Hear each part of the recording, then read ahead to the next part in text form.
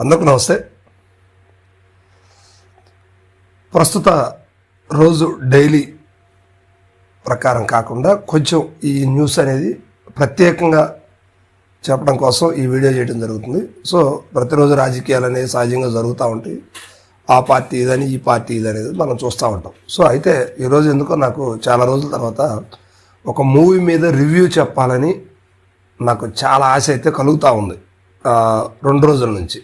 So ఇటీవల విడుదలైనటువంటి ఇరుముడి అనే సినిమా, రవితేజ హీరోగా తీసినటువంటి సినిమా. సరే, ఇందులో సినిమాలో ఎవరు నటించారు, బాగా నటించారా లేదనే విషయాలు పక్కన పెడదాం. సినిమా స్టోరీ ఏంటనేది, అంటే ఒక మంచి కథనాన్ని ఎంచుకున్నటువంటి రవితేజ గారికి ఫస్ట్ హ్యాట్స్ ఆఫ్ చెప్పాలి. ఆ తర్వాత పెద్ద పెద్ద సినిమాల్లో నటించారు రవితేజ గారు. అంటే వివి వినాయక్ గారికి కానీ, లేకపోతే రాజమౌళి గారితో కానీ, పూరి జగన్నాథ్ గారితో కానీ, అసలు మాస్కి పెట్టింది పేరు తెలుగులో మాస్ మహారాజా రవితేజ గారు. సో ఇలాంటి రవితేజ గారు ఒక సాదా సీదా చిన్న సింపుల్ క్యారెక్టర్, చాలా తక్కువ బడ్జెట్ తోటి తీసేటువంటి సినిమా అని చెప్పవచ్చు. సో అలాంటి సినిమానే ఇరుముడి అనే సినిమా. అది 2 రోజుల క్రితం రిలీజ్ అయింది. అయితే సినిమా చూసిన తర్వాత ఈ సినిమా గురించి రివ్యూ చెప్పకుండా ఉండలేకపోయాను నేను. ఎందుకంటే అంత మంచి సినిమా. ఈ సినిమాని ఖచ్చితంగా ప్రతి ఒక్కళ్ళు చూడాలి. ఎందుకు చూడాలంటే దానికి కూడా నేను కారణం చెప్తాను. ఎందుకంటే రవితేజ గారు నటించిన సినిమాలు అన్నీ ఓ ఎత్తు అయితే ఈ ఇరుముడి అనే సినిమా మరో ఎత్తు. ఎందుకు చెప్తున్నానంటే ఈ విషయాన్ని, తండ్రి కూతుళ్ళ మధ్య ఉన్నటువంటి ఒక గొప్పదైనటువంటి సంబంధాన్ని డైరెక్టరు కళ్ళ ముందు కనిపించేటట్టు తీర్చిదిద్దిన తీరుని ఖచ్చితంగా అభివర్ణించాలి. సో తర్వాత ఈ సినిమాలో ఒక ప్రప్రథమంగా ఒక డైలాగ్ అనేది, ఒక స్క్రిప్ట్లో రాసిన డైలాగ్ మాత్రం చాలా బాగుంది. ఏంటంటే, ఇంట్లో అయినా బయట అయినా, స్కూల్లో అయినా ఎక్కడైనా నాన్నగా చెప్పాలి, ఏ విషయమైనా సరే నాన్నగా చెప్పాలి. సో దీని మీద సినిమాలోనే రకరకాల రూమర్స్ వస్తూ ఉంటాయి రవితేజ గారి మీద. అయినా పట్టించుకోడు.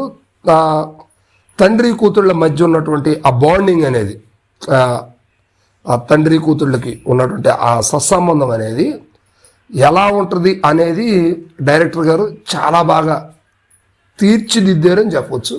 అదేవిధంగా సినిమాలో రవితేజ గారు ఆ పాప నటించడం కాదు, జీవించారని చెప్పవచ్చు. చాలా న్యాచురల్గా, అసలు రవితేజ గారు నటించిన సినిమాల్లో అతి తక్కువ బడ్జెట్ సినిమా ఏదన్నా ఉన్నట్టు నాకు తెలిసి ఈ సినిమానే ఉంటుంది. చాలాగా గళ్ళ షర్ట్ వేసుకొని, ఒక లుంగి కట్టుకొని,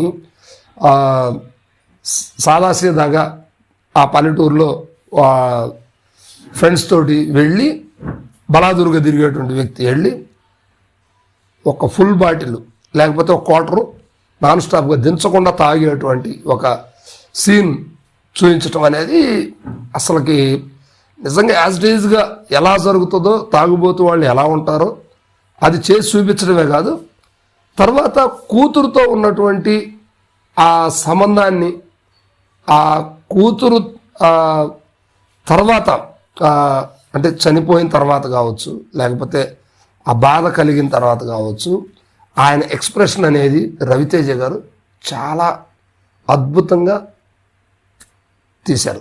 ఇంకంతే, దానికి మాటలు లేవు.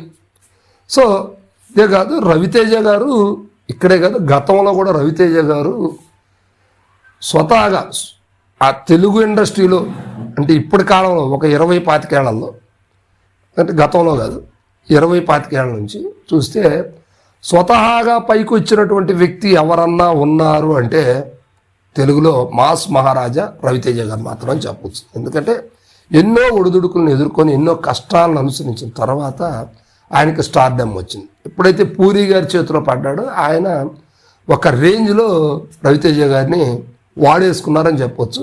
ఆ తర్వాత రవితేజ గారు పెద్ద హీరోల సరసన చేరిపోయారు. ఇది మనందరికీ తెలిసిన విషయమే. అంటే నాన్ స్టాప్ హిట్స్. అయితే ఈ మధ్య ఒక 7-8 సంవత్సరాల నుంచి రవితేజ గారికి సరైన హిట్లు లేవు.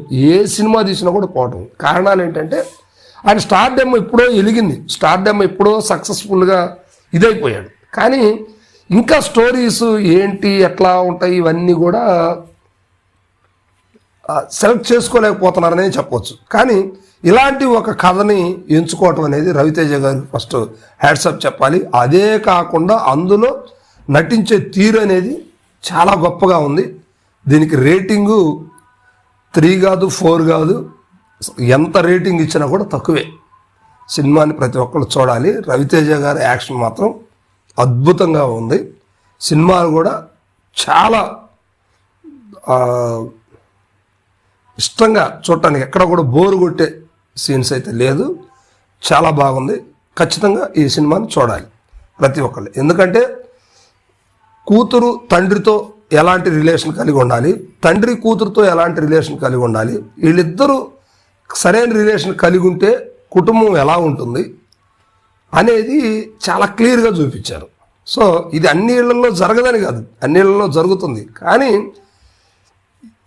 ప్రస్తుత పరిస్థితుల్లో, ఇప్పుడు ప్రస్తుత రాజకీయంగా కానీ రాష్ట్రంలో దేశంలో జరుగుతున్నటువంటి చిన్నపిల్లల పైన అఘాయిత్యాలు కానీ, కిడ్నాప్స్ కానీ, చంపటాలు కానీ, వీటన్నిటిని ఉద్దేశించి దృష్టిలో పెట్టుకొని ఈ సినిమాలో ప్రతి ఒక్కడు కూడా చూసి బయటకు వస్తుంటే కన్నీళ్ళనే ఎక్కడా కూడా ఆగలేదు. చాలా క్లియర్గా ఉంది సినిమా. ప్రతి ఒక్కరు కూడా చూడాల్సినటువంటి సినిమా. మీ కామెంట్స్ ఏంటో సినిమా చూసినాకైనా చూడకముందైనా రివ్యూ చూసైనా కూడా మీ కామెంట్ ఏంటో తెలియజేయండి. Thank you.